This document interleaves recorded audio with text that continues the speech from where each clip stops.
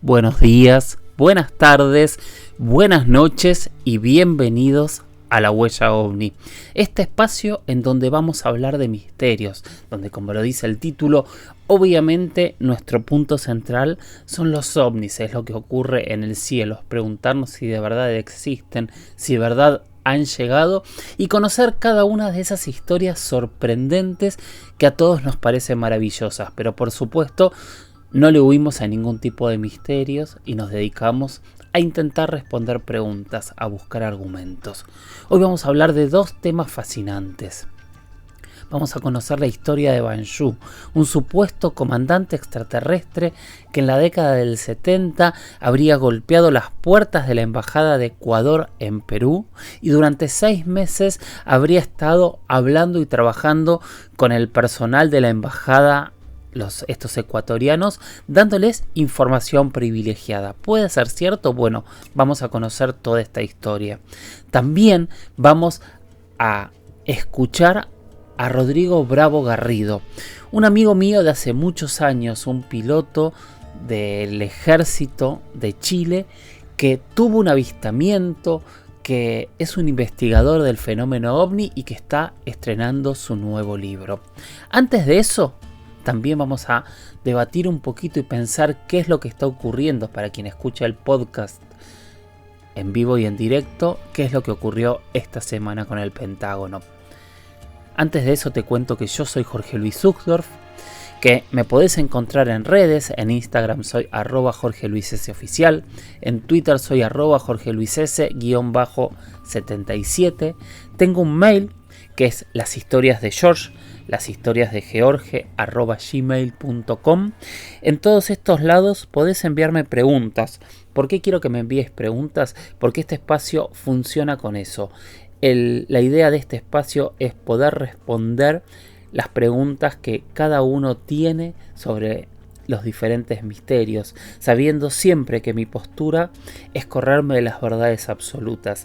Yo no creo ni en las grandes afirmaciones ni en las grandes negaciones. Creo en los argumentos para que cada uno pueda sacar sus propias conclusiones. Además tengo un número de WhatsApp que es más 54911 60 45 41 50, más 54911 60 45 41 50. ¿Para qué tengo este WhatsApp? Obviamente también me puedes mandar audios o me puedes mandar preguntas, pero por sobre todas las cosas, al final de cada episodio va una experiencia de ustedes en primera persona o tal vez en tercera porque es algo que le contaron. Pero mándame un audio contando y detallando esa experiencia para que la pongamos. No la vamos a analizar, no la vamos a juzgar, simplemente la vamos a escuchar y que cada uno saque conclusiones. Tal vez empezamos a encontrar coincidencias, tal vez no, pero creo que vale la pena ese espacio. Y si tuviste algún tipo de experiencia o alguien te contó un tipo de experiencia, te pido que me mandes un WhatsApp, porque ese pequeño esfuerzo que tenés que hacer creo que nos serviría muchísimo a todos. Te repito el número 2 veces por si no lo notaste o no lo tenés. Más 54 911 60 45 41 50. Más 54 911 60 45 41 50. Y antes de empezar con nuestros temas, quiero hablar un poquito de actualidad. Porque ayer, 9 de marzo de 2024, doy la fecha exacta porque no sé, este podcast lo puedes estar escuchando dentro de 2 años y seguramente esto no va a tener tanta validez o tal vez la tenga mucho más todavía, como nos ha pasado con algún tipo de información. La ARO, que es la Oficina de Resolución de Anomalías, la Oficina de Investigación OVNI de Estados Unidos, sacó una resolución en donde dice que no encontró evidencia en ninguna de las investigaciones que hizo el gobierno de Estados Unidos de que haya ovnis con tecnología extraterrestre en la Tierra. Esta oficina, que obviamente depende del Pentágono, era la que tenía que de alguna manera hacerse cargo de todo lo que ocurrió el año pasado, especialmente a los planteos de que viene haciendo primero Luis Elizondo, Gary Nolan y por supuesto los pilotos de la Armada de Estados Unidos y hasta David Grush, en donde ellos están relatando experiencias en primera y tercera persona directamente con tecnología extraterrestre. Y todo esto desembocó fuertemente cuando en julio de 2023 David Grush, que es un ex agente de inteligencia, dijo directamente: yo tengo una investigación en donde sé de más de una veintena de objetos y hablé con más de 80 testigos que han visto estos objetos y los tiene ocultos el Pentágono. El Pentágono debía salir a responder y obviamente quien tiene que salir a responder es la AARO. En el medio de todo esto, Kirkpatrick, que era el director de la AARO, primero negó los cargos y terminó renunciando hace un par de semanas, hace poco más de 2 meses tal vez, y sugestivamente después de su renuncia sale este informe donde directamente el Pentágono niega tener evidencias. Ellos niegan tener evidencias escondidas que confirmen que el fenómeno sea extraterrestre.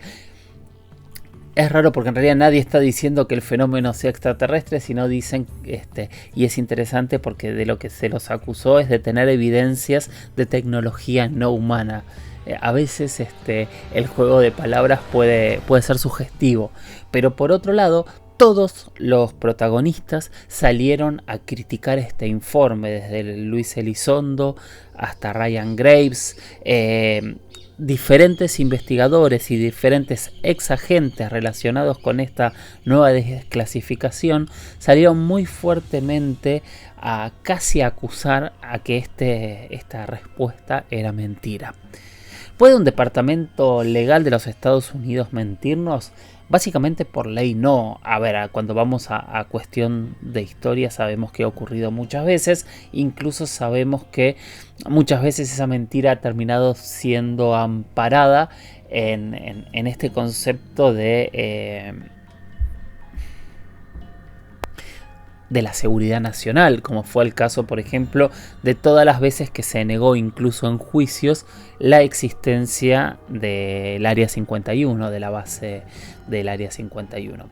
No sabemos en qué va a quedar. Sabemos que Estados Unidos dio una primera respuesta que para algunos son varios pasos atrás de lo que están esperando con lo que está ocurriendo con este proceso de desclasificación. Para otros es parte de un sinceramiento, porque en realidad básicamente con esto, sin querer decirlo, también ya han admitido que el fenómeno ovni está existiendo y está volando sobre nuestras cabezas, y reiteran este concepto de nosotros no sabemos qué es y no tenemos idea de qué es. Obviamente, como principal hipótesis, ellos siguen planteando que es tecnología especialmente china, que no es un punto menor de ninguna manera. Entonces estamos en este punto de debate en donde no sabemos cuál va a ser la verdad y a dónde se va a desembocar, pero obviamente es una pelea de fuerzas, es una pelea bastante profunda y que obviamente yo sé que del otro lado hay muchísima gente que piensa y que está totalmente segura que el Pentágono tiene elementos guardados que debería ser público. Yo, por charlas que he tenido, parece que sí, pero por otro lado no he visto una sola prueba de que eso sea real. Solo he escuchado gente, incluso de muy alto rango, que me dice que sí, que lo tienen.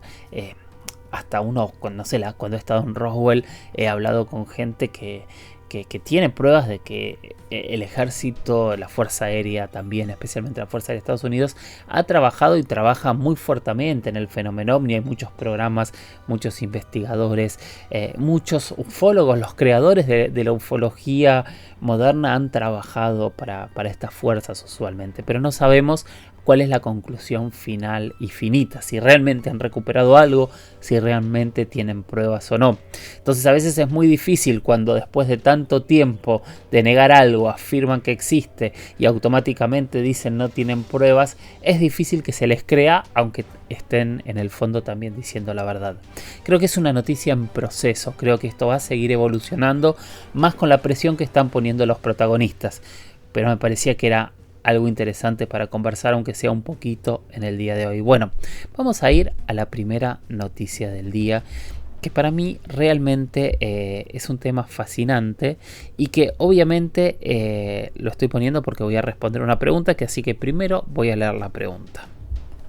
Y Claudio T69 pone un mensaje muy concreto, directo, conciso y que es del que vamos a hablar, que dice: ¿podrías hablar cuando el comandante Ban Yu visitó la embajada de Ecuador en Perú?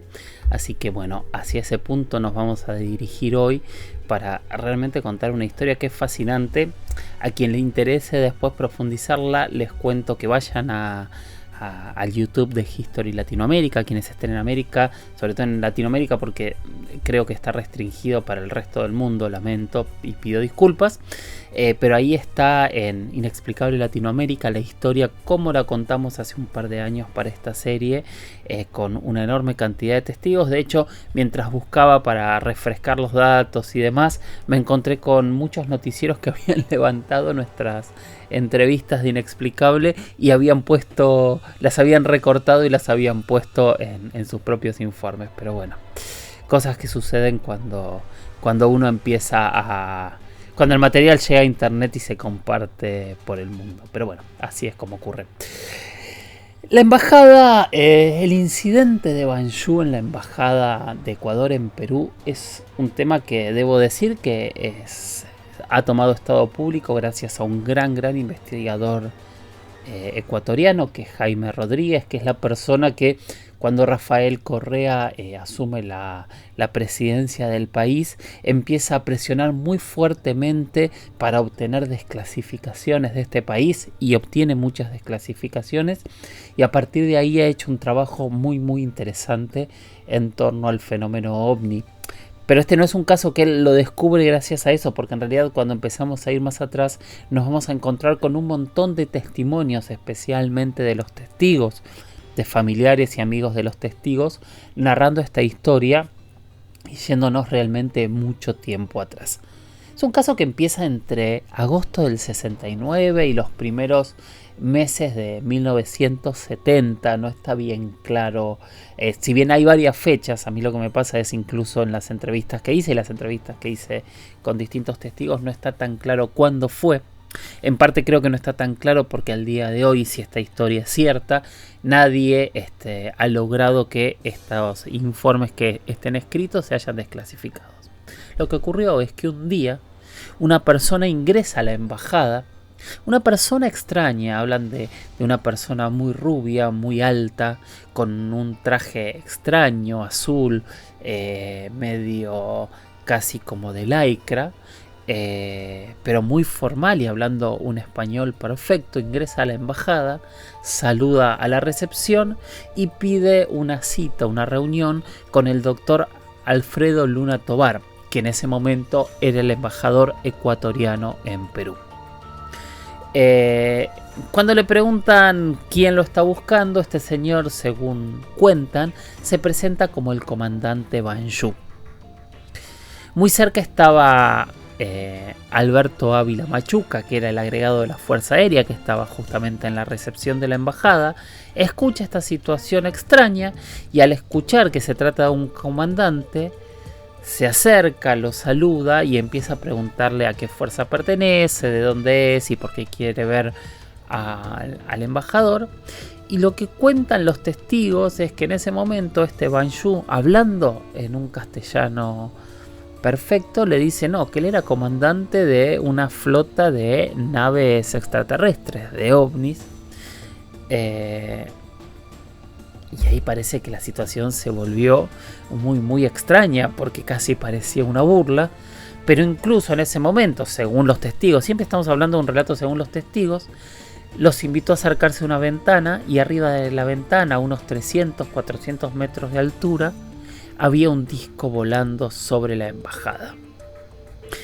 Parece que rápidamente la situación, que no sabían si era una broma o si era un chiste o era un loco, pasó a tomar cierta relevancia. Se llamó al embajador. El embajador habría visto también este propio platillo.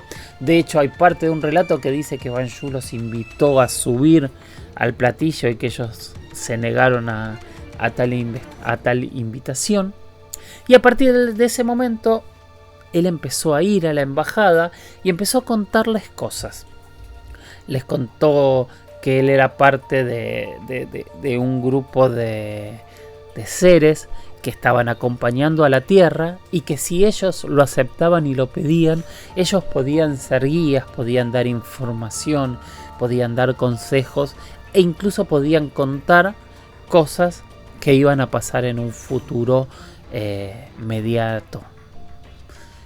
Y esto fue lo que pasó. Ellos empezaron a contar que él tenía como un cubo de 4 lados en donde tenía imágenes que se proyectaban, y en esas imágenes que se proyectaban veían cuestiones que ellos no sabían. Tuvieron acceso a inteligencia sobre el ejército de Perú, según conocen, pero también les adelantaron que iba a haber un golpe de estado pocos años después en Chile, o adelantaron algún terremoto.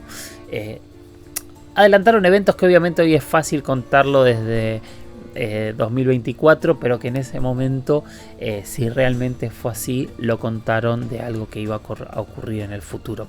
Todo esto empezó cada vez a sorprender más a quienes se sentaban a aprender de Ban Yu, y esta información fue cada vez más grande en varios sentidos. Él tenía diferentes elementos tecnológicos y después parecía contar con una especie de conocimiento que en algún momento alguno de los testigos habla que en realidad ellos tenían unos 1000 años más de civilización tecnológica, y eso les había dado un conocimiento y una evolución personal mucho más grande.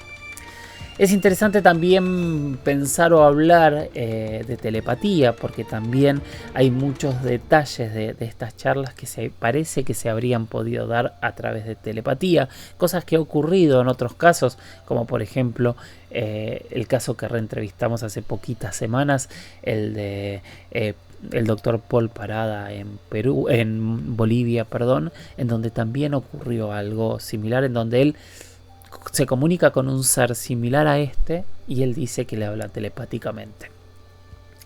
Bueno, pasaron los días, pasaron los meses. Aproximadamente Ban Yu estuvo 6 meses y un día, así como llegó, parece que se fue de la embajada, dejando mucha información y muchos detalles que, según el propio Jaime Rodríguez, esos datos permanecerían clasificados hasta el día de hoy, pero Ecuador tendría las pruebas de que esta visita fue real. Hasta que alguien no desclasifique, no vamos a poder saberlo. Sí podemos saber que el comando Ashtar y los pleyadianos en sí, sobre todo durante la década del 70 y algunos años del 80 también, hubo historias en todo el planeta, ¿no? Hubo una historia de una transmisión, de un corte de una transmisión de radio en la BBC. Tenemos la historia de Friendship en Chile. Tenemos muchísimas historias que ya las hemos tocado, muchas, de pleyadianos en la Tierra. ¿Pueden existir este grupo de seres nórdicos iguales a nosotros? Para muchos, incluso para ellos, no son más que una parte de la humanidad más antigua y más evolucionada. ¿Podrían estos seres ser nuestros hermanos mayores que vienen a guiarnos, a darnos consejos, a contarnos cómo tenemos que seguir adelante? Y hay gente que piensa que sí.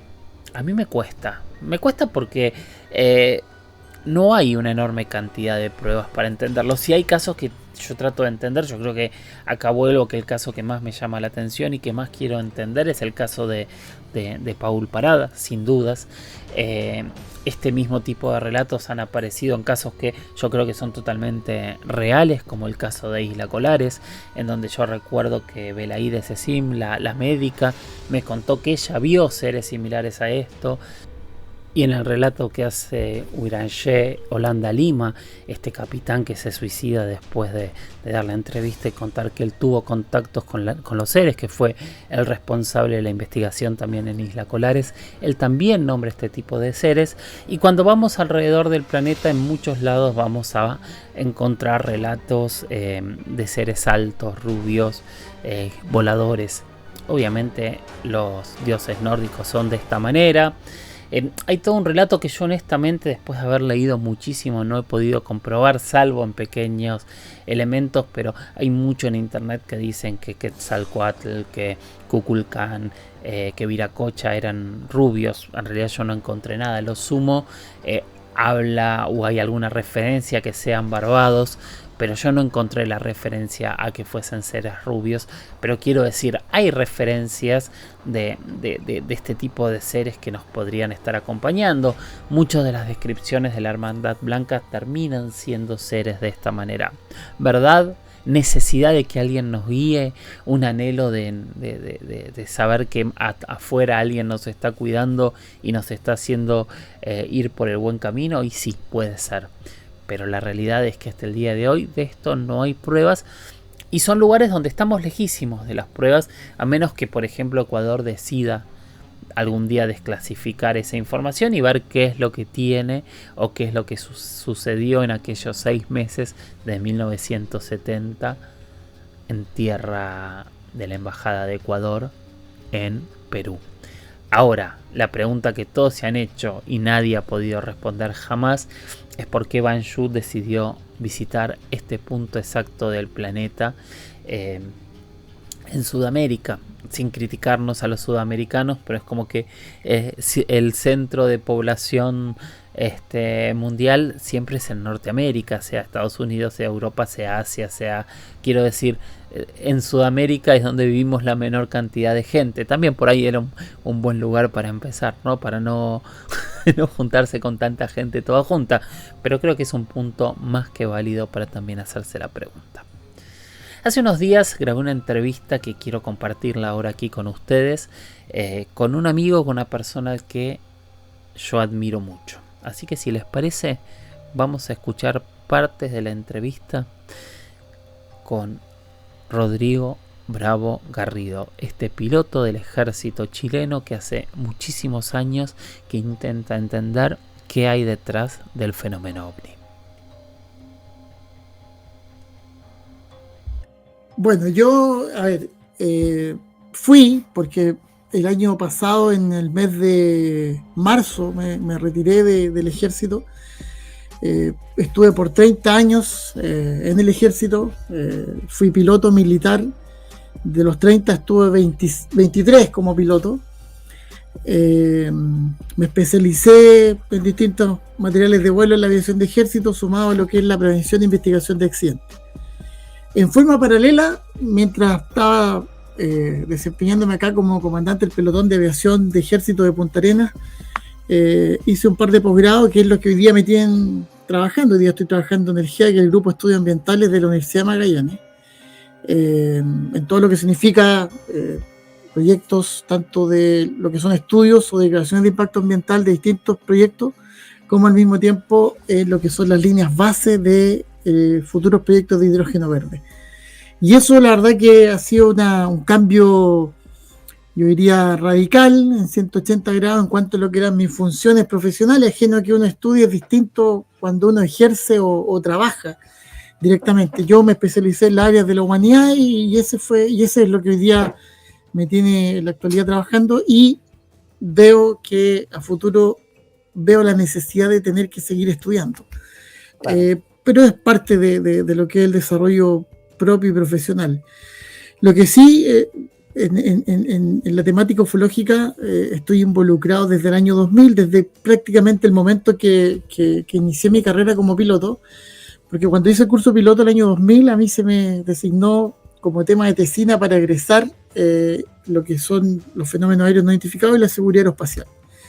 Y ese trabajo lo expuse y lo defendí el 2001, egresé como piloto, se presentó en la Dirección General de Aeronáutica el 2002, y hasta ahí quedó cerrado el tema hasta el 2007, que me invitan a la conferencia de Washington, la periodista Leslie King junto con Jane Fox, y este trabajo vuelve como a tomar importancia, y ahí, estando en contacto con tanto testigos como personas que habían investigado este fenómeno desde la perspectiva aeronáutica y por supuesto científica, me sirvió como motivación, y el 2010 publiqué mi primer libro, que es Ufología Aeronáutica, que ahora salió el 2020 reeditado por Reediciones Anómala en España, Después seguí con 2 publicaciones más hasta el año pasado, 2023, que nos reunimos con mis grandes amigos Marcelo Moya y Rodrigo Fuenzalía y publicamos OVNI desde Chile, que es un libro que se presentó de manera teórica en mayo del 2023 y física el 30 de julio. Y ahora en marzo, a fines de marzo, tenemos la presentación de la tercera edición, porque la verdad que ha sido bastante buena la acogida por parte de los lectores, sobre todo de este tema, dado que es un libro que hoy día vamos a conversar de eso, tengo entendido, ahí te puedo contar mayores detalles, pero tiene quizás como el valor agregado de incluir casos nuevos que refrescan un poco la casuística chilena, no todos aeronáuticos, sino que de toda índole, pero al mismo tiempo hace como un estudio en paralelo de la contingencia ufológica a nivel global, con lo último que ha sucedido en Estados Unidos y con cómo se desenvuelve esta temática dentro de lo que es el mundo tanto científico como no científico, y por supuesto desde el año 47 en adelante. Entonces, ese es en resumen lo que yo he logrado hacer y concretar en esta materia, por supuesto vinculado también a las cosas que he ido trabajando o me he ido desarrollando de manera profesional. A mí el libro me pareció fascinante, aquí lo tengo, firmado por vos que me lo mandaste. Hay varios temas del libro que me gustaría conversar y charlarlo con el público porque me parecen fascinantes. Tiene una mirada que para mí es muy inteligente porque es un libro muy local, pero a la vez es muy universal a la vez. Es casi este concepto de pinta tu aldea y pintarás el mundo, ¿no? Claro. Como decís, empieza con lo último y automáticamente se van a hablar de la antigüedad y de los diferentes paradigmas. ¿Cómo es esta investigación que hicieron y cómo empiezan a encarar esto para encontrar todos estos casos antiguos que empiezan a mencionar? Mira, nosotros venimos hablando de este tema desde cuando empieza el proceso de desclasificación, el 2017, que es con el primer reportaje en New York Times que publica Leslie King junto con Ray Blumenthal y la Helen Cooper. Nosotros le pusimos mucha atención y empezamos a debatir sobre este tema porque en realidad, y hasta el día de hoy, nosotros seguimos sosteniendo la misma posición. Esta es la punta del iceberg. Esto es una cuestión sumamente compleja que se ha ido enredando, desenredando. Hay personajes que se han involucrado de manera casi forzosa, como fue, en este caso yo diría To The Star Academy, que después salió de la ecuación de manera radical, porque a partir del informe oficial del Pentágono del 2021 no se supo más, ni tampoco de los integrantes como de la organización, y esto tomó un curso yo diría, de índole oficial. Entonces, nosotros ¿a qué voy con esto?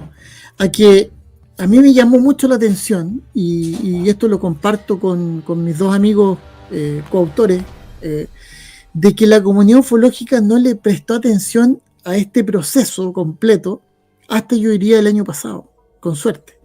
Y hablo de la comunidad ufológica chilena como también global. Aquí yo sé que tú esto lo abordaste en tu canal, lo has ido también desglosando desde precisamente el 2017, lo hemos conversado con nuestro amigo Juan Jesús, hemos tratado este tema, pero de repente me encuentro porque yo confieso que como buen esposo en mi casa me toca a veces labores domésticas y me ofrezco voluntario para lavar los platos o las ollas, y en ese momento yo aprovecho de escuchar programas de ufología tanto nacionales como internacionales. Ajá. Y me he dado cuenta de que este tema recién empezó a ser tocado y yo diría como comprendido en su total dimensión recién en el 2023, con suerte. Porque sí, yo un poco lo entiendo, o sea, yo entiendo que nosotros siempre lo tomamos y lo analizamos más periodísticamente, y la comunidad ufológica, los investigadores, siempre es como que tuvieron como más desconfianza en qué nos están queriendo decir, y frenaron un poquito hasta tratar, todavía no sabemos qué nos quieren decir igual entre paréntesis.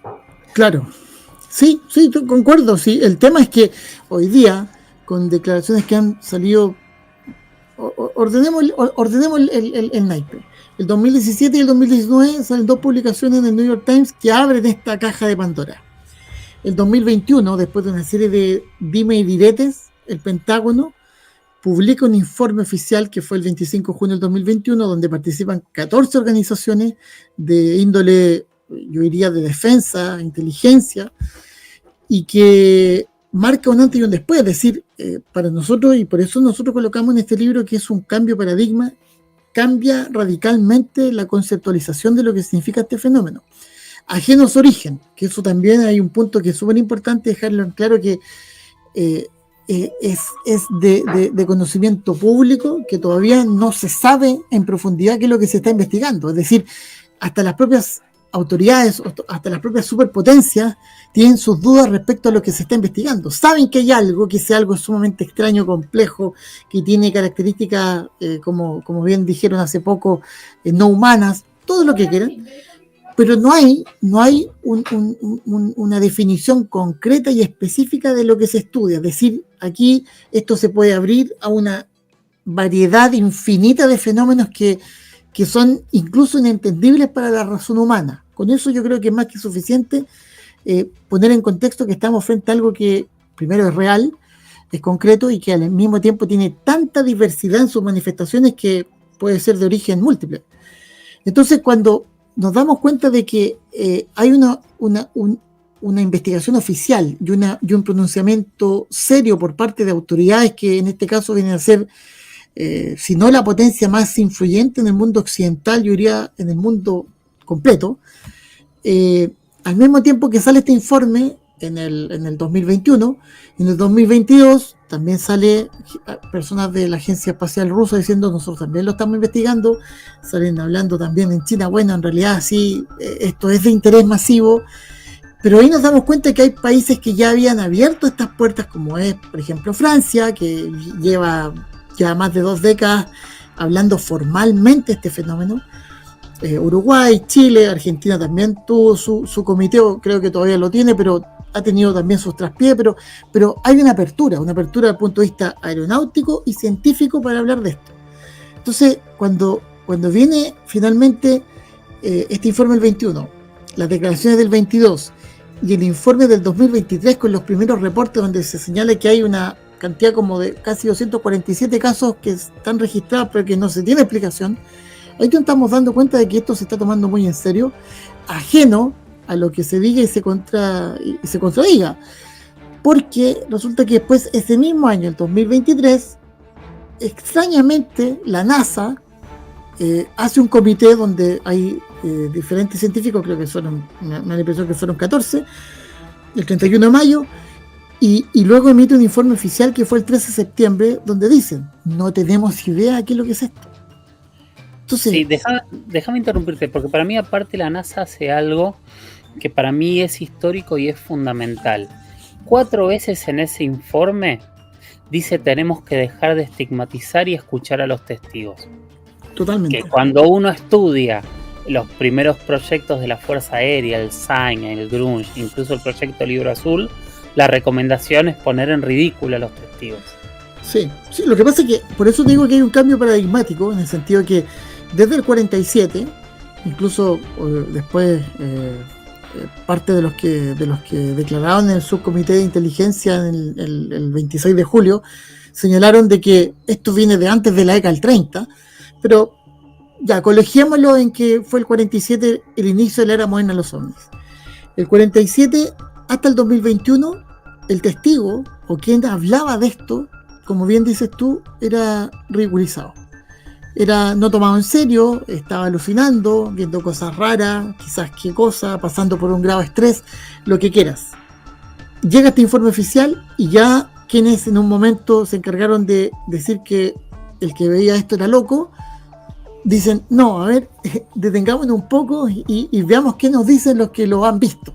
Entonces, ese cambio radical es tan potente que uno se da cuenta que estamos hablando ya de otra cosa, que ya no se puede desmitificar ni negar la existencia de un fenómeno anómalo, pero el punto es que hoy día estamos todos de acuerdo de que se está buscando desesperadamente, si es que ya no saben de qué se trata, yo creo que ya lo saben, qué es lo que es, o cuál es parte de su origen dentro de estos múltiples fenómenos. Y ustedes hacen como una trampa que me pareció brillante en el libro, en ese sentido, porque empiezan así, ¿no? Empiezan diciendo todo esto que estás diciendo y planteando toda la realidad. Creo que terminan hasta con los globos de principio de año, sí, del año pasado. Sí. Y de golpe ponen los tres un título que para mí es brillante y van a hablar de los objetos transmedia, justamente, que es el último concepto. Y se van a hablar de los objetos transmedia en la antigüedad. Es que, bueno, vuelvo a insistir, y ahí quedó también digamos, una puerta abierta para futuras publicaciones, porque este tipo de registros no viene del 47.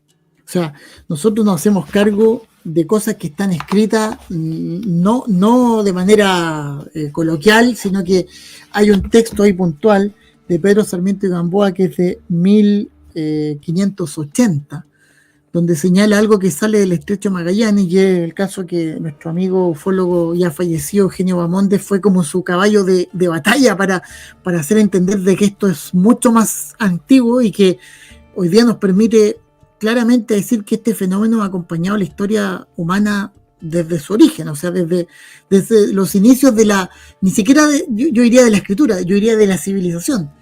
Que hayan habido interpretaciones erróneas, por supuesto, pero hay otras cosas que hasta el día de hoy no se tiene explicación, y esos son los casos que hoy día interesan, porque esto se nos forzó de una manera, no sé si, no quiero hablar comercial, de una manera más bien instrumental, de que esto partió el 47 y esto viene desde que el hombre es hombre. Entonces, no es que caigamos en nuestra propia trampa, sino que simplemente dejamos en evidencia de que hay registros que son muy interesantes y que hoy día no se pueden pasar por alto.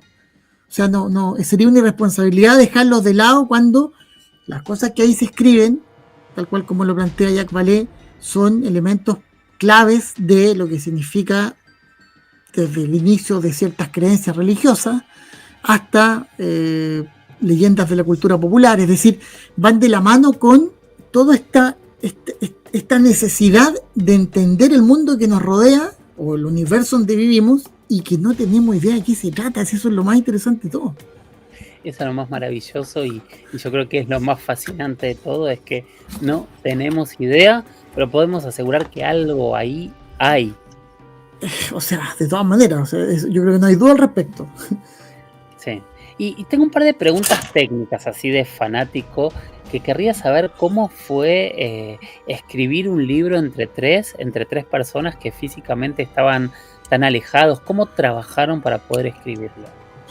Bueno, hoy día, gracias a la era digital, que también la mencionamos ahí, dentro de las cosas buenas que tiene es que uno puede ir articulando textos, trabajos, elementos desde distancia, desde el otro lado del planeta incluso. Pero ahí hay que hacer un reconocimiento que la labor que hizo el editor fue brillante, porque si bien los casos, hay casos que vienen investigados por individuos, es decir, por Fuenzalía, por Moya o por Rodrigo Bravo, pero si tú los lees, tienen una suerte de reacción y contextualización absolutamente homogénea. Entonces se trata como que al final los casos los publicamos los tres, como si los tres los hubiéramos investigado y escrito. Entonces esa es la labor del editor, la editorial digital.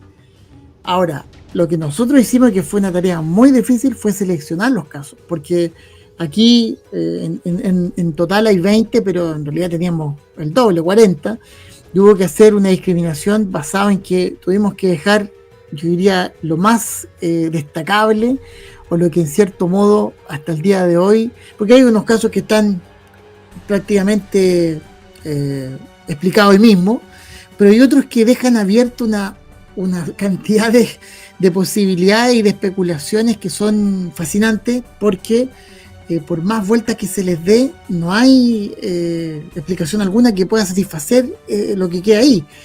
Y dicho sea de paso, este libro o estos casos, como acá puntualmente el de la Academia de Guerra de la Fuerza Aérea, que fue el del 2012, permitió que saliera otra publicación de otro autor, que en este caso es nuestro amigo Freddy Alexi, que escribió la historia parafológica de Chile, y él hizo un estudio más bien simbólico y semiótico de ese caso con los movimientos que hicieron esas 5 luces frente a los 3 militares o 3 miembros de la Fuerza Aérea. Entonces, qué entretenido y qué interesante que nosotros entregamos ciertos insumos y otros autores con otras especializaciones o con otros intereses le dan una vuelta que incluso demuestra que esto tiene para rato, porque aquí tú lo puedes analizar desde múltiples perspectivas y te das cuenta que te vas encontrando con cosas que nosotros, por ejemplo, los análisis que hace Fred Alexi ahí, desde el punto de vista parufológico, mitológico, semiótico y simbólico, nosotros ni siquiera lo habíamos visto. O sea, para que entendamos un poco lo que significa la complementación de que ciertos autores o ciertos investigadores puedan contribuir entre su trabajo, que yo creo que algo que también está en deuda en la parte ufológica, cuando vemos de repente que hay un celo profesional, que a veces como que no te metas en mi círculo porque yo estoy viendo esto, o este caso es de mi propiedad, cuando en realidad los ovnis no tienen dueño. Entonces la verdad que ahí queda de manifiesto que mientras más sea la unificación y se puedan aunar esfuerzos, mucho más es la información y el producto que se puede obtener de eso. Está clarísimo.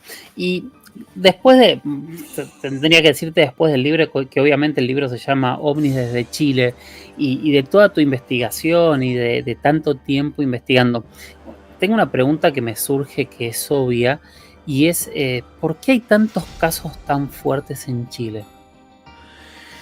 Es una muy buena pregunta que yo pienso que no tiene todavía respuesta, porque hay una suerte de... Bueno, yo me imagino que en países que tienen una dimensión geográfica extensa, debe suceder algo así. Yo sé que en el caso de Argentina pasa cosas muy similares porque es casi la misma extensión. Y además que están todas las condiciones, tanto geográficas como meteorológicas, que existen en el mundo. Hay desierto, hay valles centrales, hay cordillera, hay mar, hay Patagonia, hay bosques, hay hielo, Antártica. O sea, si tú ves, está todo concentrado en un sector X o en un territorio X. Por ende, permite esa tanto claridad de los cielos del norte como al mismo tiempo ciertas condiciones que se dan en el sur, que van de la mano con las observaciones que nosotros acá establecemos, porque, por ejemplo, en la cultura mapuche hay un fenómeno que es llamado el anchimalén. Hay una antropóloga chilena, que es Sonia Montesino, que en Mitos de Chile lo describe a la perfección como una luz que de una u otra manera interpreta un brujo, un calcu. Bueno, haciendo ahí una analogía, nosotros analizamos lo que escribió Jacques Vallée basado en el libro de Robert Kirk, ¿cierto? Con respecto a los elfos y los duendes, pero después viéndolo en la Segunda Guerra Mundial son los Foo Fighters. Entonces nos dimos cuenta de que estamos hablando de un mismo fenómeno, pero de distintas interpretaciones. Por ende, esto está presente en todas partes de la misma manera, pero que simplemente se interpreta de acuerdo al conocimiento de la cultura, al tipo de creencia o a la sociedad que en ese momento se hace visible o se observa. Eso pasa en todas partes, eso pasa en todo el mundo. Lo que sucede es que hay sectores que están mucho más despoblados, donde al parecer se hace más fácil observar este tipo de cosas. Eso pasa en la Patagonia, tanto chilena como argentina. Eso yo pienso que hay una combinación ahí de elementos cuando ya va bajando la cordillera de los Andes, y esto se hace un poco más, por ejemplo, el caso de las luces del Báquer, la estancia Río Báquer, que está en la región de Aysén, a 400 kilómetros de Coyhaique, está prácticamente a 5 kilómetros del Paso Roballo, es decir, está a 5 kilómetros de la frontera con Argentina. Por ende, parte de estos fenómenos también sucedían al otro lado de la frontera, es decir, en territorio argentino. O sea, no son chilenos, son de ambos países. Bueno, ese sector ahí es un sector especial porque suceden cosas que hasta el día de hoy, o hasta que escribimos este libro, nadie se había dado el trabajo de investigarlas, y si bien se tenía conocimiento de ellas, nunca se tomaron en cuenta o nunca se analizaron en serio. cuando después mucha gente lo leyó, hay varios amigos míos que dicen, oye, yo conozco ahí, o yo estuve ahí, o en realidad yo conocí a esa familia, pero no me atrevía a decir nada porque me daba lata que me molestaran, me da miedo que me molestaran. Entonces uno se dando cuenta que esto no pasa desapercibido, o sea, hay un interés genuino en muchas personas de distintas índoles, de distintas profesiones, pero que en la mayoría de las veces guardan silencio por ese temor al ridículo que, como bien dices tú, ya empezó a desmitificarse con lo que significa la posición oficial de algunas potencias o superpotencias, y que bueno, es cosa que nos sentemos tal cual como lo estamos haciendo hoy día, a conversar de manera un poco más objetiva y ya no tan atemorizados porque nos van a tratar de locos, y por otro lado, no tan aventureros de tirarnos un piquero en la piscina de la especulación, porque sabemos que a veces la piscina no tiene agua. Entonces, con cautela, pero de todas maneras, hoy día ya colocando la pelota al piso, como decimos los que nos gusta el fútbol, y empezando a jugar o a hacer jugadas que sean un poco más concretas y que nos lleven al gol. Sí, es muy cierto. Yo me acuerdo así como anécdota corta y rápida, en el 2019 lo estuve acompañando a Lu Elizondo cuando estuvo recorriendo la Patagonia Argentina, que estábamos haciendo uno de los capítulos de la serie No Identificado. Uh-huh. Y nos quedamos, y la entrevista más importante fue con un mapuche, hablando de las historias de sus ancestros y de la relación que tenían con esas luces, esos hermanos mayores, y empezar a contar, yo no sé, contó cientos de historias diferentes sobre lo que ocurría y las explicaciones que tenían y cómo ellos se sentían hermanados a esas luces. Y me acuerdo que Luz se quedó fascinado, o sea, se olvidó de los casos, de los videos, incluso de los pilotos, de los casos que hay en Neuquén, que son muchísimos, y se centró en la historia de los mapuches y decía, no lo puedo creer. Es que ahí tú tienes una fuente primaria de información que ha sido transmitida de manera de vía oral por culturas ancestrales, y que más encima se condicen con ciertos fenómenos de la actualidad. O sea, tal cual como tú señalas, nosotros escribimos lo de Pedro Sarmiento Camboa, pero también analizamos un libro que se llama Al abordaje al Caleuche, que es un texto de mediados de 1900, donde hay una carta del sobrino de Arturo Prat. Arturo Prat es el héroe máximo de la Armada chilena y un héroe de la Guerra del Pacífico.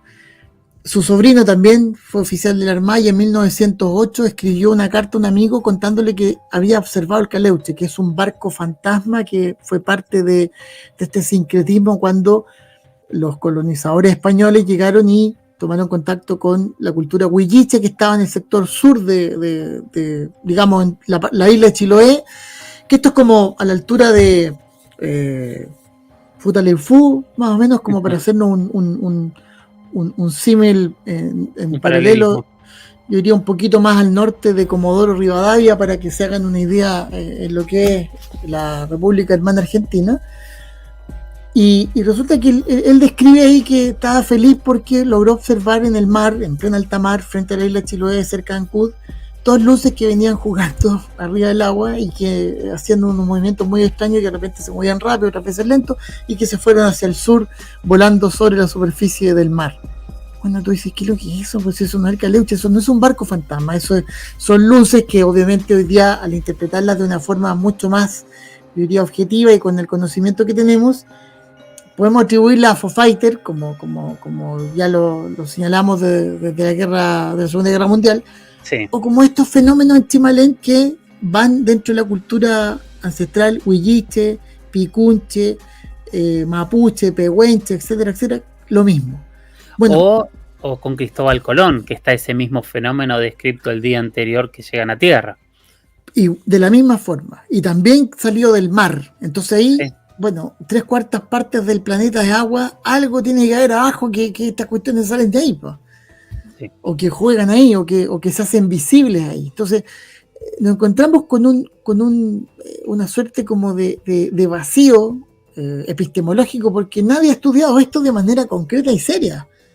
es muy difícil también, seamos justos también con cómo estudias algo que no podés encontrar. O sea, claro, pero ya tienes hoy día ciertas, yo diría como más que pruebas, porque Sí, total. hay ciertas imágenes que te permiten decir, sabes que esto no tiene explicación. Hay testimonios de gente que, ajeno a que tenga una calificación como testigo calificado o no calificado, hay testimonios que dejan claro y están escritos porque cuando escribió, o cuando se supo esto de Colón, cuando lo de Sarmiento y Gamboa, o cuando pasó lo de Sebastián Prat Fonseit en 1908, no tenía ni idea de lo que son los ovnis. Pues, si no, esto viene de mucho antes, antes del 47. Entonces, ya con esa base netamente teórica, tú te das cuenta de que hay algo anormal. Perfecto. Vamos a cortar acá la entrevista completa de 1 hora y media, así que la vamos a poner en 3 partes, pero me parece que es fascinante cómo va abarcando cada uno de los temas desde el conocimiento. Espero que la hayan disfrutado. Quien la había escuchado en YouTube, le pido disculpas, pero yo trato de que estos conocimientos vayan a todos lados y que todos los escuchen. No me quiero ir sin poner, por más que ya es un programa hiper largo, una experiencia en primera persona. Recuerden que esta experiencia, como tantas otras, y espero que las próximas que lleguen, llegaron a mi WhatsApp, al WhatsApp de la Huella OVNI, que es más 54 911 60 45 41 50. Más 54 911 60 45 41 50. Ahora sí, vamos a escuchar la experiencia.